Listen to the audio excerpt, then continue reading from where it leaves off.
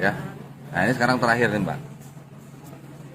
Yesus ya dipercaya mati di atas kayu salib menebus dosa manusia dengan cara disalib kan. Yang nyalib Yesus kan tentara-tentara Romawi. Tentara Romawi itu nyalib Yesus atas perintahnya Pontius Pilatus, ya kan? Pontius Pilatus memerintahkan Yesus disalib atas tuntutan daripada imam-imam Yahudi kan? Ya.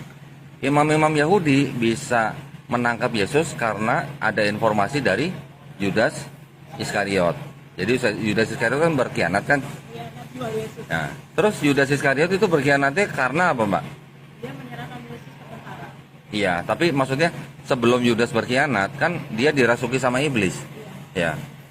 Berarti kalau menurut Mbak nih, tentara Romawi yang maku Yesus, Pontius Pilatus yang memerintahkan untuk menyalibkan Yesus, terus imam-imam Yahudi yang menyerahkan Yesus ke Pontius Pilatus, terus Yudas Iskariot yang menyerahkan Yesus kepada imam-imam Yahudi, terus kemudian iblis yang merasuki Yudas supaya berkhianat, itu berarti semuanya berjasa nggak, Mbak? Hah? Berjasa. Jadi pengkhianat. Jadi harusnya tentara Romawi, Pontius Pilatus, imam Yahudi, Yudas Iskariot sama iblis itu harusnya masuk surga apa masuk neraka? Kalau berjasa. Masuk surga dong. Kenapa ditendang di neraka? Mikir. Loh, saya ngomong bener apa enggak, Pak? Masuk akal nggak saya ngomong? Bener kan? Harusnya gimana dong? Harusnya gimana? Kalau Yesus nggak disalib, nggak ada penebusan dosa kan? Karena Yesus salib, makanya dianggap menebus dosa kan? Tapi yang menyalibkan Yesus harusnya masuk surga dong, kan berjasa dong mereka dong. Gimana jadinya? Harusnya iblis masuk surga dong. Kalau nggak ada iblis yang merasuki Yudas kan nggak ada penebusan dosa, nggak ada penyaliban. Bener apa enggak? Terus kita sama iblis dong. Lu gimana? Terus maksudnya Mbak mau satu surga gitu sama iblis gitu? Oh enggak dong. Oh enggak. Dan tadi kan lagi dari situ kan pemikirannya kan juga harus betul kan? Oh, enggak. Mbak kalau misalnya ada pemikiran saya yang kira-kira nggak masuk akal, Mbak boleh protes. Tapi omongan saya masuk akal apa enggak?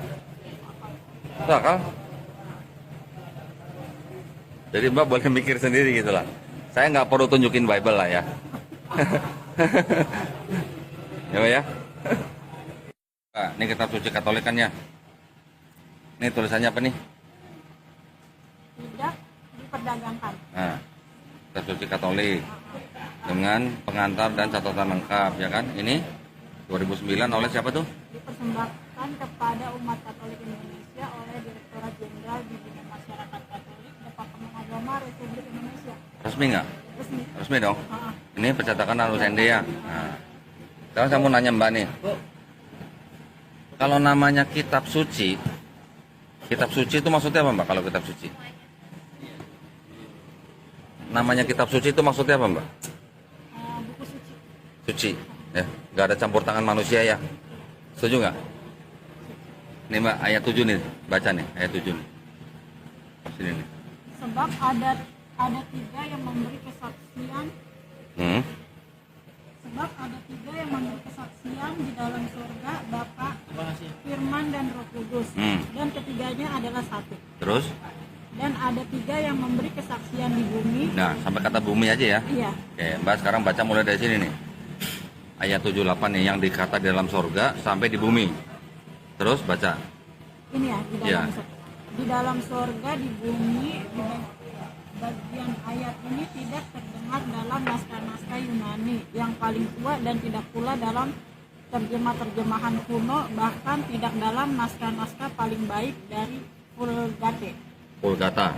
Vulgata. Ya, terus? Bagian ini kiranya aslinya sebuah catatan di pinggir halaman salah satu naskah terjemah Latin yang kemudian disisipkan ke dalam naskah-naskah oleh penyalin dan akhirnya bahkan disisipkan ke dalam beberapa naskah Yunani. Karenanya bagian ini pasti tidak asli. Ini pasti tidak asli. Maksudnya apa? Kalau tidak asli apa namanya? Palsu dong. Yang ngomong siapa? Ini Nah, yang ngomong saya bukan? bukan. Yang ngomong ini kan. Terus kalau ada ayat yang tidak asli, ini kitab suci bukan kalau begitu? Dia ngomong ya, dia ngomong tidak suci dia loh. Menurut Mbak, kalau ini ada ayat yang tidak asli, itu bisa disebut kitab suci atau bukan? Tulisannya benar nggak itu? Atau coba baca lagi? Karenanya bagian ini pastinya tidak asli. Nah. Tidak asli, maksudnya tidak asli bagaimana? Berarti palsu dong kalau tidak asli. Iya, Karena Kak. tidaknya. Iya, karena di sini kan itu tidak terdapat di dalam naskah-naskah kuno Yunani. Iya. Kan zaman dulu kan banyak naskah-naskah Yunani. Ayat ini dulu tuh di naskah-naskah Yunani yang awal-awal yang kuno-kuno tuh nggak ada.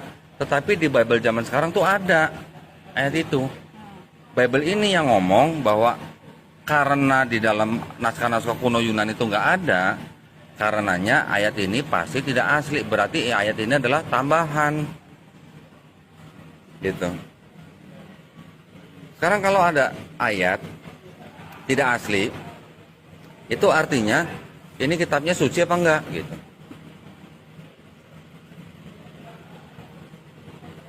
Kenapa ada tulisan tidak asli? Lah yang nulis dia bukan saya. Kan tadi resmi itu dari departemen. Iya. Nah, iya kan? Dan ini nggak cuma satu Mbak, banyak yang begini di sini. Banyak. Nah, Bible ini nggak pernah sampai ke tangan Mbak Tri. Iya, memang nggak pernah. Nggak pernah. Bible ini ya cuma buat mungkin calon-calon pastor gitu. Paham Mbak ya?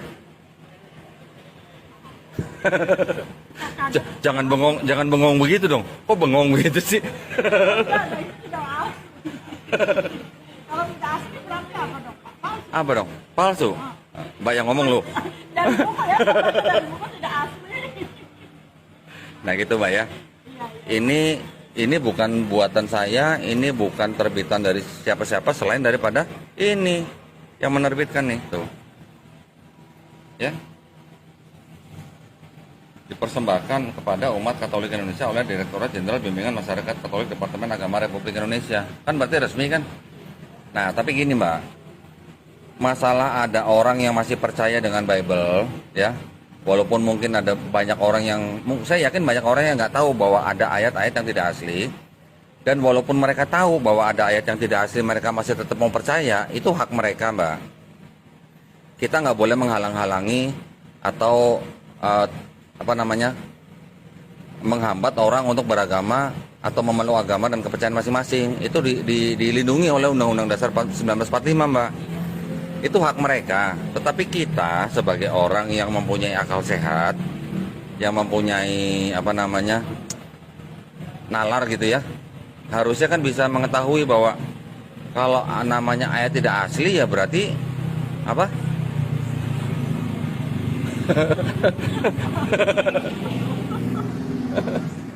Nah, ya karena ini udah malam ya.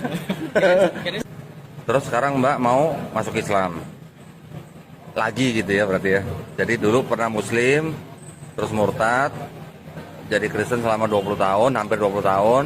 Terus sekarang Mbak mau kembali ke Islam gitu ya. Yakin Mbak mau kembali ke Islam?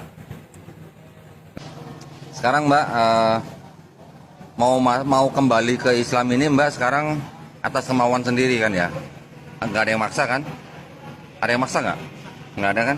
Saya maksa nggak? Nggak ya? Nah